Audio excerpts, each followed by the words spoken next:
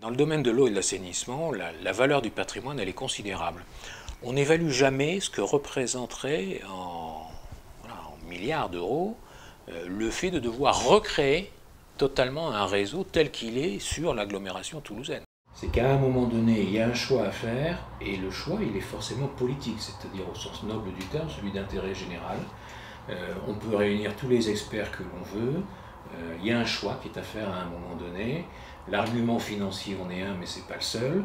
Et puis on ne peut pas comparer les apports de la régie ou les apports ou les défauts de la délégation ou les défauts de la régie. Voilà. Je pense qu'il y a des choses qui ne matchent pas, on ne peut pas mettre sur le même plan, et donc il n'y a pas forcément d'éléments de comparaison. C'est un peu le risque et je dirais la seule petite réticence que j'ai par rapport au déroulement. Juste un des apports de ton intervention par rapport au débat que cet après-midi, c'est que tu as pu souligner le fait que, et toi aussi d'ailleurs, que la régie était sur une vision à long terme. Voilà, fondamentalement, elle n'a pas une limite temporelle, voilà, elle est sur l'horizon des schémas directeurs qui sont à 15-30 ans, alors que le délégataire est sur un horizon temporel beaucoup plus court, dans lequel sa rentabilité, c'est pas faire injure à une entreprise privée de dire qu'elle cherche sa rentabilité l'amène à des raisonnements à court terme. Or, dans le domaine de l'eau, c'est le long terme qui doit présider dans un contexte de changement climatique. L'eau, elle est transverse. C'est-à-dire qu'il n'y a pas de vision politique de l'eau. Si tu veux, un électeur de droite n'est pas pour la délégation forcément, et un électeur de gauche n'est pas forcément pour la régie. Voilà. Ça transcende quand même largement les courants politiques. Il peut y avoir autant d'argent, il y en a sans doute autant dans les déchets, avec d'ailleurs les mêmes entreprises. On retrouve les mêmes et les mêmes formes de contrats, et pourtant c'est l'eau qui nous intéresse compte tenu du caractère très particulier de ce bien commun. Quand on fait une station d'épuration, on signe pour 25 ans ou 30 ans. Quand on pose un collecteur, on espère qu'il est là pour 40 ou 50 ans. Voilà, donc il y a une politique de l'eau qui est effectivement absolument essentielle, avec un sujet qui, à mon sens, est de plus en plus prégnant et qui n'est pas pris en compte, c'est la réduction des consommations. On en a un tout petit peu parlé aujourd'hui, mais quand tu prends un contrat de délégation, l'économie d'un contrat de délégation, c'est simple. Plus le délégataire vend d'eau, plus il gagne d'argent. Donc là, politique d'économie d'eau, alors qu'il y a quand même quelques formules qui permettent de changer ça. Quand tu es en régie, tu peux inciter une véritable politique d'économie d'eau. Je crois que c'est un véritable sujet, c'est un service public dit environnemental. Je pense qu'on est vraiment sur du long terme, je l'ai dit tout à l'heure. Les délégataires, et c'est légitime, ils sont là pour vendre du matériel, ils sont là pour vendre des produits. Quand on a aujourd'hui les enjeux environnementaux, de climat, de pollution, on voit bien que ce n'est pas la plus belle usine de traitement des eaux usées qu'il faut mettre en œuvre. Ce n'est pas suffisant. Alors, il faut le faire sûrement aujourd'hui dans l'urgence pour pouvoir traiter un certain nombre d'éléments. Ce qu'il faut surtout, c'est éviter d'avoir de la pollution à l'intérieur de nos réseaux. Moi, ça fait 6 ans qu'on mène une politique avec tous les industriels sur l'ensemble du secteur pour éviter d'avoir des rejets industriels à l'intérieur de nos réseaux. On a négocié avec des entreprises zéro rejet industriel. Zéro rejet industriel, ça veut dire qu'aujourd'hui, dans nos produits qui arrivent à l'intérieur de nos stations, cette entreprise-là a trouvé d'autres secteurs, déjà à changer ses modes de fabrication, à réfléchir par rapport aux produits qu'ils pouvaient utiliser, déjà pour ses propres salariés. Je vais vous prendre un exemple. Les coiffeuses, les premières qui utilisent des produits qui sont nocifs pour la nature, c'est elles qui les touchent tous les jours. Derrière, ça coule dans les égouts. Derrière, il y a nos égoutiers qui sont dedans. Qu'on va respirer des produits sur un certain nombre de choses. Et on finit à la fin avec des produits qui sont, nous comme on fait de l'épandage agricole, on va épandre sur des zones agricoles qui vont, y compris peut-être polluer. Et bien, quand on les a rencontrés, on a déjà commencé à les faire réfléchir, voir s'il n'y avait pas d'autres produits. Au fur et à mesure qu'on les rencontre tous, elles remontent vers leurs fabricants pour poser un certain nombre de questions, de se méfier d'un certain nombre de choses et d'aller chercher un certain nombre d'autres produits qui sont sûrement moins nocifs d'une façon générale. Donc voilà, moi je dis souvent la gestion publique, c'est on ne traite pas le problème, mais on le supprime. Et sur un élément qui est aussi indispensable à la vie que l'eau, y compris à la veille des enjeux climatiques qu'il va y avoir dans les prochaines années, le réchauffement climatique va nous poser des grandes difficultés, y compris sur les gestionnaires de l'eau. Je vous le disais tout à l'heure, on va être confronté à deux problèmes de temps en temps, avoir trop d'eau, et avoir des problèmes sur notre assainissement, sur le problème de dépollution de l'eau avant d'être rejetée dans le milieu naturel, et des périodes pendant plusieurs semaines, voire plusieurs mois, de sécheresse complète. Ça veut dire qu'on voit bien que les enjeux dans les prochaines années vont être extrêmement importants sur le petit cycle de l'eau, qui est celui de la distribution de l'eau et de l'assainissement, mais aussi sur le grand cycle de l'eau, hein, avec la préservation des milieux. Et donc là, on voit bien que ce lien doit être relativement important. Les agglomérations, les communautés de communes, donc les EPCI, ont pris la compétence, GEMAPI, la compétence milieu aquatique, prévention des inondations au 1er janvier 2018. On voit bien que ce lien doit être fait entre ce grand cycle de l'eau et le petit cycle de l'eau. Et là, c'est la connaissance.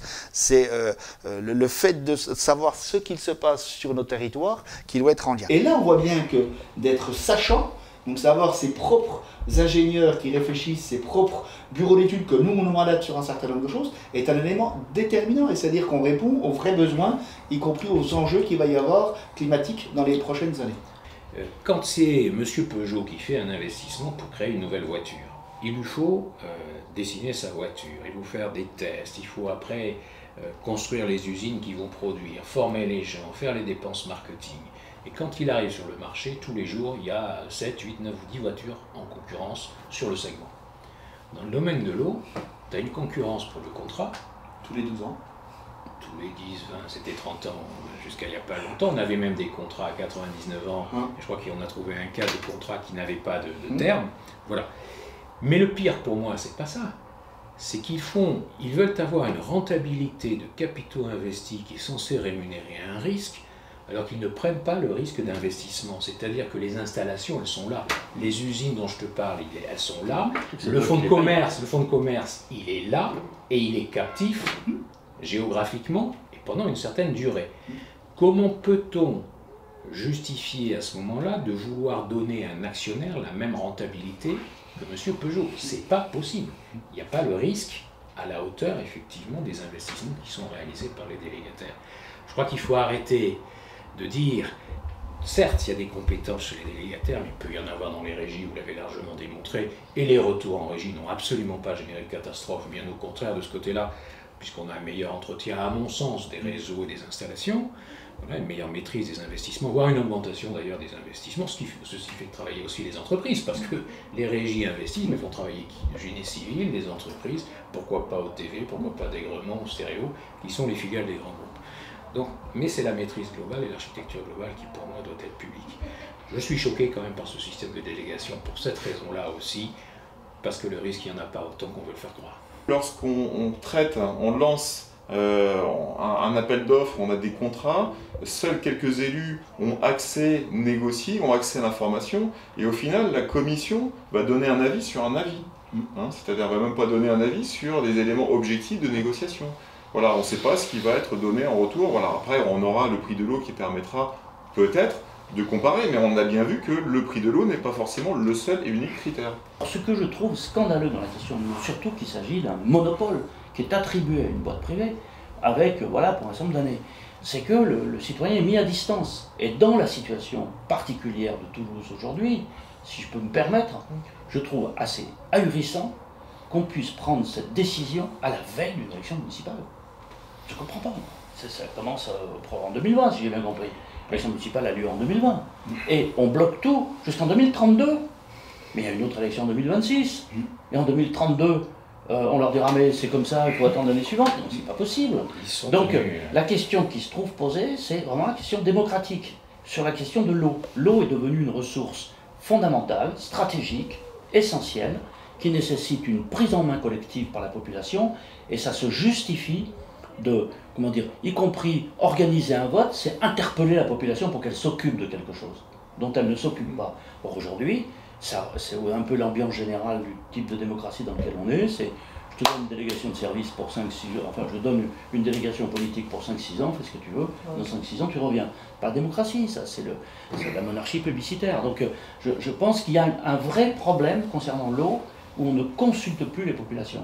Et tous ceux qui se sont lancés dans le débat public ont pu constater un intérêt de la population, voilà, et une présence de citoyens, même si elle n'est pas hyper majoritaire, on sent une dynamique citoyenne. Souvent en France, quand on veut changer quelque chose, on va voir ce qui se passe chez les voisins.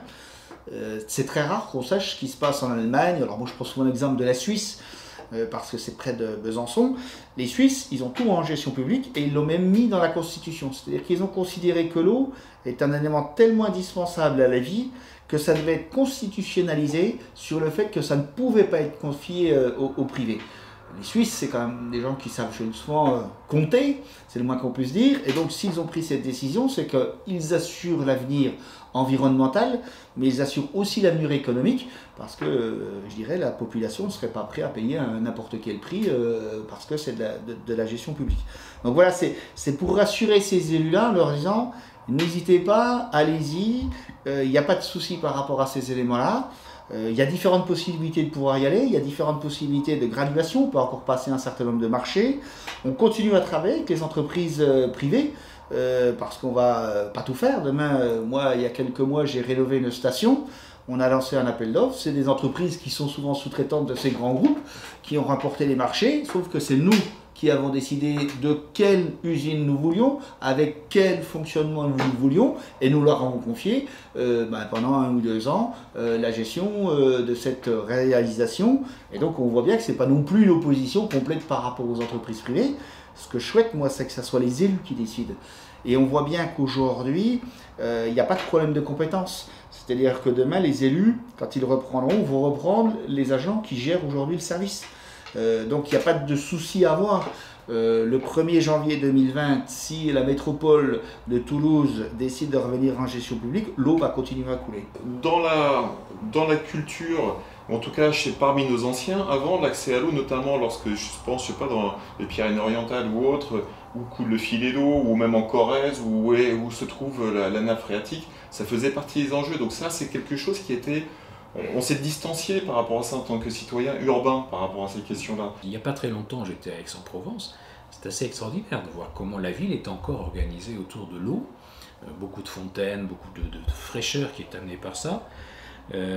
C'est pas simplement poétique, c'est vraiment quelque chose d'extrêmement pratique et qui vient des anciens. La nécessité de cette simplicité-là et de rendre l'eau visible aux citoyens. Je crois que on a parlé de transparence sur des aspects financiers, etc. Mais il faut rendre l'eau un peu plus visible, voire beaucoup plus visible aux citoyens.